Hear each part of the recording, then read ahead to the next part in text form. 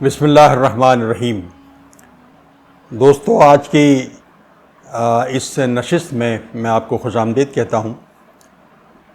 آج جس موضوع پر ہمیں گفتگو کرنی ہے اس کا تعلق اس بات سے ہے کہ کیا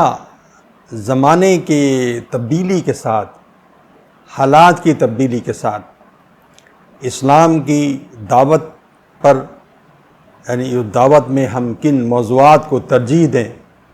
اس پر کوئی فرق پڑتا ہے یا نہیں پڑتا۔ ہمارا اسرشن یہ ہے کہ پڑتا ہے اور پڑھنا چاہیے بھی۔ اگر وقت گزرنے کے ساتھ ساتھ انسان کی مصروفیات میں بے تحاشا اضافہ ہو گیا ہو، اگر صرف روزی روٹی کے لیے اپنے آپ کو باعزت طور پر زندہ رکھنے کے لیے اس کو 15-16 گھنٹے کام کرنا پڑتا ہو، تو اس کی ترجیحات ظاہر ہے، کن موضوعات پر وہ گفتگو کرے، کن باتوں کو سنے، ان میں ترجیحات اس کے قائم ہو جائیں گی۔ وہ محسوس کچھ چیزوں میں زیادہ دلچسپی لے گا، کچھ چیزوں میں دلچسپی کم لے گا۔ دعوت اسلامی کے کام کو مؤثر اور کامیاب بنانے کے لیے یہ ضروری ہے کہ ان تبدیلیوں کی رعایت سے ہم اپنی گفتگو کریں، ہم اپنی بات لوگوں تک پہنچائیں۔ میرا احساس یہ ہے کہ 21ویں صدی آتے آتے، گو کہ یہ عمل 20ویں صدی سے شروع ہو گیا تھا، لیکن 21ویں صدی آتے آتے کچھ بہت واضح قسم کی تبدیلیاں ایسی معاشرے میں قائم ہو گئی ہیں جن کو ہم آئیڈینٹیفائی کر سکتے ہیں، اور آئیڈینٹیفائی کرنے کے بعد ہم یہ بتا سکتے ہیں کہ ان تبدیلیوں کے پیش نظر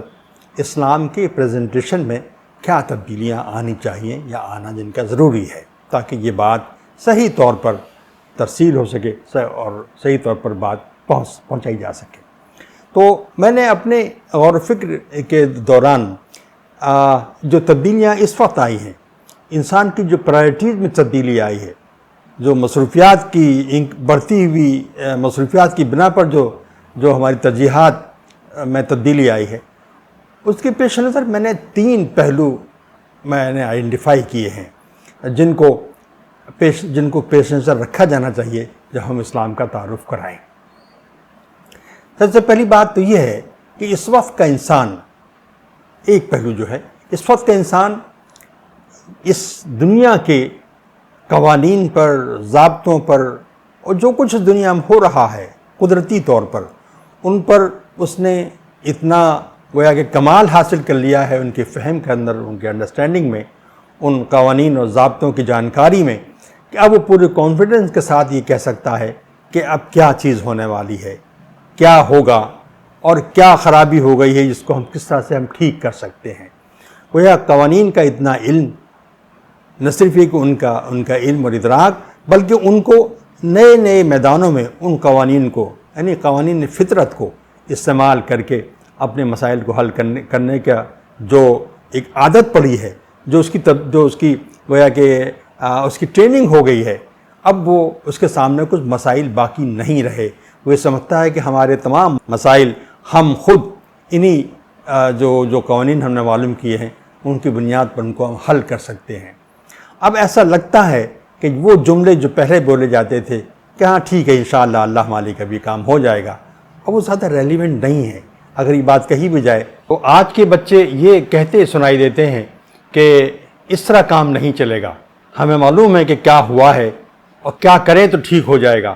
اس میں اس طرح کہنا کہ اللہ مالک ہے، یہ ایک لیتھرجی کی نشاندہی کرتا ہے۔ بہتر ہے کہ یہ نہ کہہ کر ہم اس کام کو انجام دیں جو اصول ہمیں معلوم ہیں، جو ضابطے ہمیں معلوم ہیں، جن کے نہ کر پانے کی بنا پر، جن کو امپلیمنٹ نہ کر پانے کی بنا پر یہ خرابیاں ہوئی ہیں۔ تو وہ ایسا لگتا ہے، بتدریج ایسا مزاج ہو گیا ہے کہ جیسے آج کا انسان دعاؤں کا محتاج نہیں رہا، اسے دعاؤں کی ضرورت نہیں ہے، اور وہ کلیم کرتا ہے کہ میں اپنی ڈیسٹینی کو، اپنے مقدر کو خود ہی ٹھیک کر لوں گا اور وہ سب کچھ میرے ہاتھ میں ہے۔ گویا اس کائنات پر اس کا جو کنٹرول ہے اتنا زبردست ہے، اور یہ اس نے ڈیمونسٹریٹ بھی کیا ہے کہ اس نے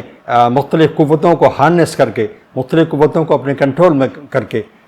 اس کائنات کو تقریباً اپنا غلام بنا لیا ہے، جس طرح چاہتا ہے اس کو استعمال کرتا ہے، اور اس کے نتیجے میں بڑی بڑی آسانیاں اس نے پیدا کر لی ہیں۔ اس کی رفتار میں اضافہ ہوا ہے، اس کی قوت اور اس کا جو اس کائنات میں جو پینیٹریشن ہے اس سے ان پریسیڈنٹڈ اضافہ ہوا ہے۔ تو اس کے نتیجے میں جو شخصیت بنی ہے وہ کچھ اس طرح کی بنی ہے۔ تو اس طرح کی شخصیت کو اسلام کی دعوت دینا ایک بڑا چیلنج ہے۔ کون سے وہ نکات ہوں جن میں ہم یہ بتا پائیں اس کو کہ یہ مسائل ہیں، اور اس میں ان تمام تر عظیم تر کامیابیوں کے باوجود یہاں انسان مجبور نظر آتا ہے، اور یہاں ضرورت ہے کسی دین کی، کسی اور سسٹم آف لائف کی۔ ایک پہلو یہ ہے جس کو پیش نظر رکھتے ہوئے ہمیں اسلام کے ایک تعارف ہمیں پیش کرنا ہوگا۔ دوسرا پہلو یہ ہے کہ ان تمام ترقیوں میں رہنے کے باوجود، ان تمام ترقیوں سے استفادہ کرتے رہنے کے باوجود، بہت سے انسانوں کی بڑی تعداد ایسی ہے جو مذہب کی ضرورت کو محسوس کرتی ہے، وہ سمجھتی ہے کہ مذہب ضروری ہے۔ اس کا خیال یہ ہے کہ مذہب ایک روحانی ضرورت ہے، اور یہ روحانی ضرورت کسی طرح سے سیٹسفائی نہیں ہوتی جب تک کہ کسی نہ کسی مذہب کا سہارا نہ لیا جائے۔ لیکن اس کے ساتھ ساتھ ان کا خیال یہ بھی ہے کہ مذہب کا رول ڈویژیو قسم کا رہا ہے، اس نے انسانوں کو ڈس انٹیگریٹ کیا ہے، انٹیگریٹ نہیں کیا۔ مذہبوں نے نفرتیں پھیلانے کا انتظام بھی کیا ہے، اور خون خرابے کا انتظام بھی کیا ہے۔ یہ پہلو بھی گویا کہ مذہب کا ان کے سامنے رہتا ہے۔ چنانچہ مذہب ان کو ایک روحانی ضرورت تو محسوس ہوتی ہے، لیکن اس کے باوجود وہ اسے ایک ڈویژیو فورس سمجھتے ہیں۔ مکمل طور پر یعنی مذہب کی طرف راغب ہونا ایسے افراد کے لیے مشکل نظر آتا ہے۔ یہ بھی ایک نئی آئیڈینٹی ہے جو اس دور میں پیدا ہوئی ہے، اور ہمیں اسلام کا تعارف کراتے ہوئے اس پہلو کو بھی پیش نظر رکھنا چاہیے۔ کیا یعنی کہ کس انداز سے پیش کریں کہ یہ پہلو پر ایک نقطہ نظر سامنے آئے، اور آج کا انسان اس پر مطمئن ہو سکے۔ ایک اور تیسری ڈائمنشن ہے، وہ یہ ہے کہ ہر دور میں ایسا رہا ہے کہ ہر دور کے ذہین لوگ، کچھ افراد مذہب کو بطور ایک روحانی تجربے کے سمجھتے رہے ہیں، اور روحانی تجربہ ہر آدمی اس روحانی تجربے کو لائق کرتا ہے۔ یعنی جب کوئی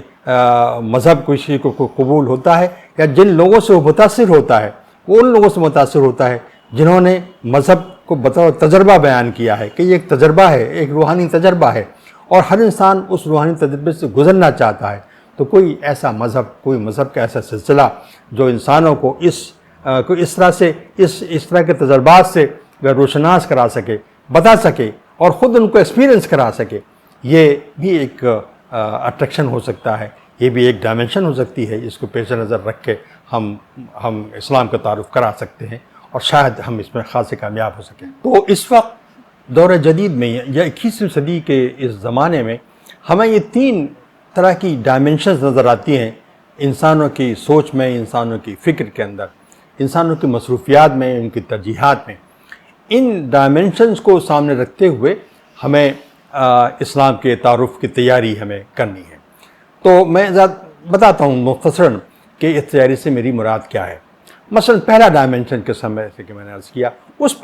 کو پس منظر میں لیتے ہوئے میرا پرپوزل یہ ہے، میں یہ کہنا چاہتا ہوں کہ اسلام کا تعارف ہم کرائیں تو اسلام کے ورڈ ویو کی حیثیت سے کرائیں کہ اسلام کا ورڈ ویو کیا ہے۔ ورڈ ویو ایک ایسی اصطلاح ہے جو ہر انتہائی پڑھے لکھے شخص کو متاثر کرتی ہے، چاہے وہ سائنس کا آدمی ہو، چاہے وہ نان سائنس کا آدمی ہو، کسی فیلڈ کا آدمی ہو، لیکن اگر جدید افکار و خیالات اور سے وہ واقف ہے اور جانتا ہے کہ جدید دنیا کدھر جا رہی ہے، تو ورڈ ویو کی اہمیت سے واقف ہوتا ہے۔ تو اگر ہم یہ بتائیں کہ اسلام کا ورڈ ویو یہ ہے، تو میرا اندازہ یہ ہے کہ بہت سے مسائل جو ورڈ ویو غلط ہونے کی بنا پر جدید دور کی ترقیوں نے جو مسائل کھڑے کیے ہیں، اگر اسلام کا ورڈ ویو ہم سمجھا سکے مناسب انداز سے، تو وہ خرابیاں، وہ غلطیاں جو ہوئی ہیں ان سے ہم نمٹ سکتے ہیں، ان کو شاید ہم ریمیڈی کر سکتے ہیں، اور کم سے کم یہ میسیج ہم دے سکتے ہیں کہ اگر اس ورڈ ویو کے تحت یہ کام ہونے لگیں، ترقیوں کا یہ کام ہونے لگیں، تو یہ کمزوریاں جو اس وقت ہمیں نظر آتی ہیں، یہ خرابیاں جو ہمیں نظر آتی ہیں، جن کے نتیجے میں نقصانات بھی ہو رہے ہیں، یعنی ترقی کے ساتھ ساتھ نقصانات بھی واضح ہیں، تو ان سے ہم بچ سکیں گے۔ تو اسلام بطور ایک ورڈ ویو کے یہ نمبر 1 پوائنٹ ہے کہ ہمیں اس پر لٹریچر یا جو بھی جس شکل میں بھی ہم کمیونیکیشن چاہتے ہوں کرنا، یہ ہمیں کرنا چاہیے۔ اب اس ورڈ ویو میں کیا کیا چیز آتی ہے، میں آپ کو مختصراً بتا دیتا ہوں، پھر آگے بڑھتا ہوں۔ سب سے پہلی چیز جو ورلڈ ویو میں آتی ہے اس کا تعلق کاسمولوجی سے ہے، یعنی یہ کائنات کیا ہے، کب بنی، کیسے بنی، اور اس کے بننے میں کتنا وقت لگا، وغیرہ وغیرہ وغیرہ۔ اس میں انسان بھی شامل ہے، انسان کی پیدائش کب ہوئی، کب ہونی شروع ہوئی، کن کن مراحل سے گزری، وغیرہ وغیرہ۔ یہ تمام چیزوں کو ہم لیں گے، یہ کاسمولوجی میں چیز کسی حد تک کاسمولوجی میں چیز آ جائے گی۔ انسان کے بارے میں بھی یہ بتائے گا ورلڈ ویو کہ انسان کن مراحل سے گزرا ہے، اور اپنے ارتقاء میں، اپنی پیدائش میں اور اپنے ارتقاء میں۔ تیسرا پہلو اس بات سے ہے کہ انسان کے جو عزائم کی تشکیل جو ہوتی ہے، انسان کیا چاہتا ہے کرنا، یہ کس طرح سے ہوتی ہے، اور کون سے فیکٹرز ہیں جو اس کے عزائم کو متعین کرتے ہیں، اس کی روایتیں، اس کے جو سوسائٹی ہے انسان کی، اس کے اندر کون سی روایتیں پنپتی ہیں، کون سی روایتیں پاپولر ہوتی ہیں، ان کی نوعیت کیا ہوتی ہے، ان کی نیچر کیا ہوتی ہے، یہ بھی ورلڈ ویو کا ایک حصہ ہے۔ چوتھی چیز یہ ہے کہ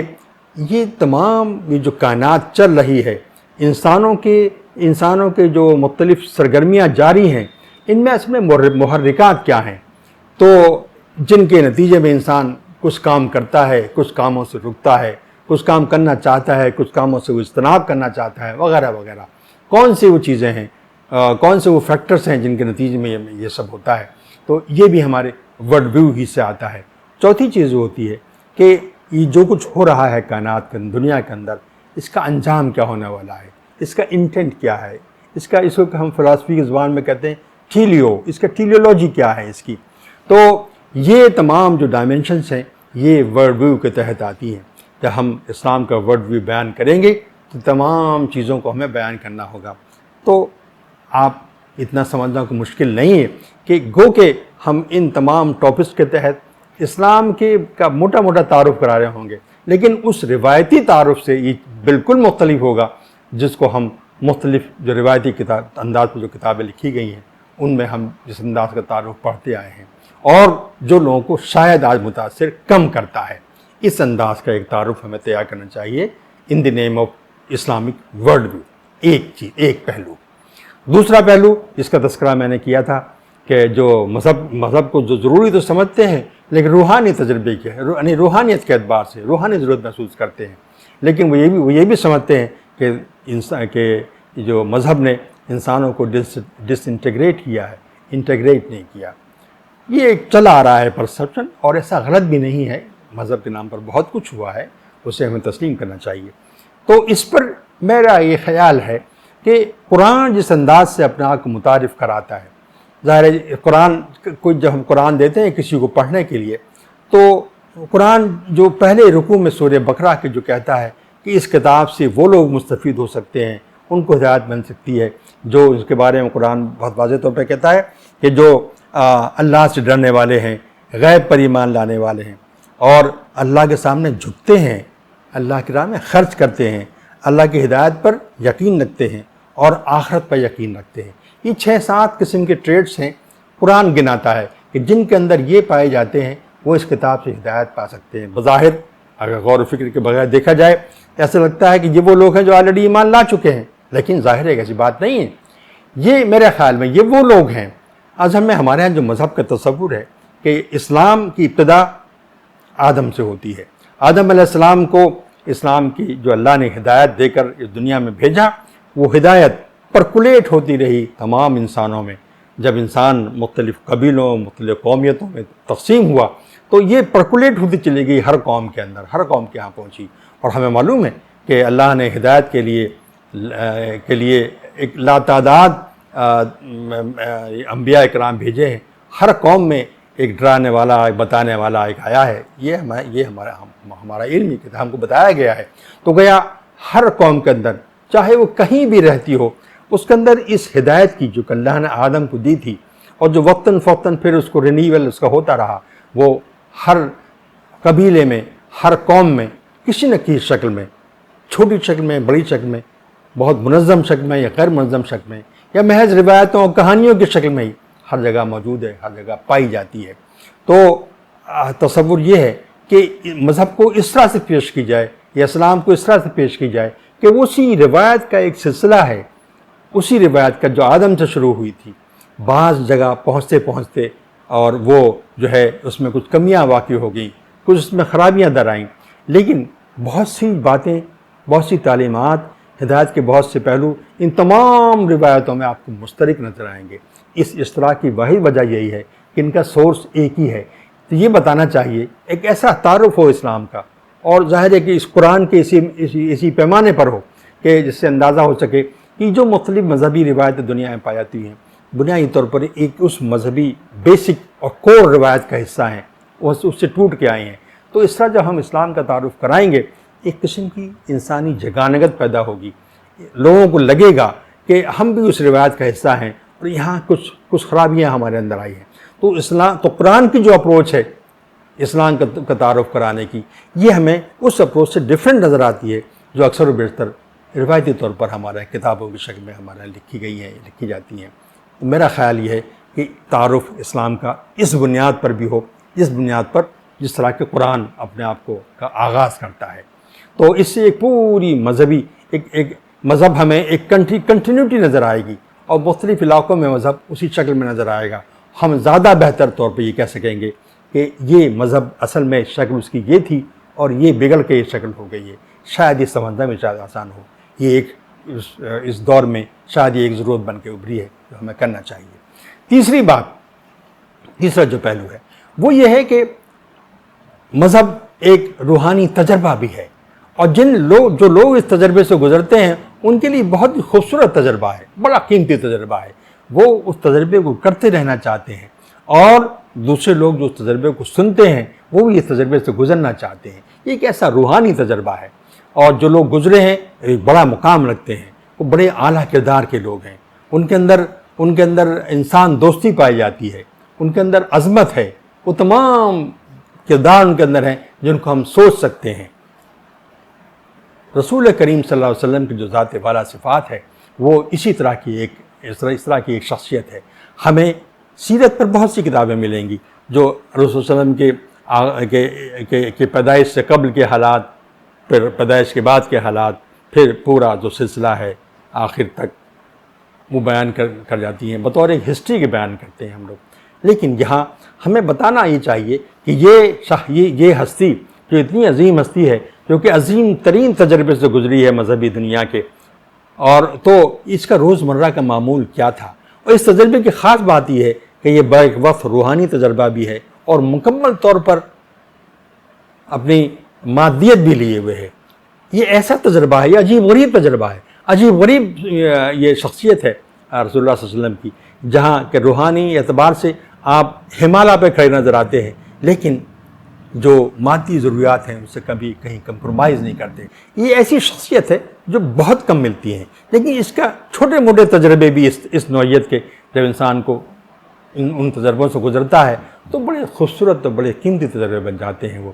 ہمیں دیکھنا یہ ہے کہ یہ شخصیت، اتنی عظیم الشان شخصیت روزمرہ کے ماحول میں کیسی تھی، اس کی صبح کیسی ہوتی تھی، اس کی شامیں کیسے گزرتی تھیں، اس کی راتیں کیسے گزرتی تھیں۔ وہ دوستوں سے ملتا تھا، وہ اور اپنی بیویوں سے ملتا تھا، عورتوں کے ساتھ اس کا رویہ کیا تھا، بچوں کے ساتھ اس کا رویہ کیا تھا، اس کے کھانے پینے کے انداز کیا تھے، جو بیمار ہوتا تھا یا کوئی اس کا ساتھی بیمار ہوتا تو ان کو کیا مشورے دیتا تھا، وغیرہ وغیرہ۔ زندگی کے تمام، یعنی زندگی پورے اپنے مکمل طور پر اس نے بھرپور زندگی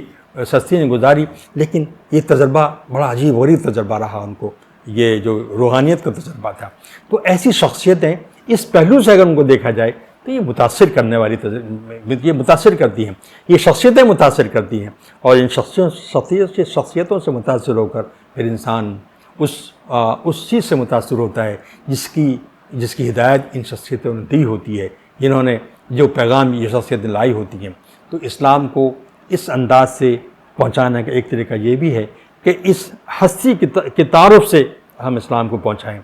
لیکن یہ کتابیں اس روایتی طرز کی سیرت کی کتابیں نہ ہوں، بلکہ جو میں نے ڈائمنشن بیان کی ہیں ان کو سامنے رکھتے ہوئے کتابیں تیار کی جائیں یا مضامین تیار کی جائیں۔ میرا اپنا گمان، ممکن ہے گمان غلط ہو، یعنی گمان ہی ہو، کہ اس طرح کی ان تینوں جو ڈائمنشنز میں نے بتائی ہیں، ایک مکمل طور پر، منظم طور پر مضامین یا تعارف نہیں کرایا گیا۔ تو میرا خیال ہے اگر اس پس منظر میں ان تین پس منظر میں اسلام کا تعارف کرا جائے تو شاید اس دور کے انسان کو زیادہ فائدہ ہوگا، زیادہ بہتر طور پر وہ اسلام کو سمجھ سکے گا۔ اللہ تعالیٰ ہماری آپ کی ان کوششوں کو کامیابی عطا فرمائے اور ہمارا اور آپ کا حامی و ناصر ہو۔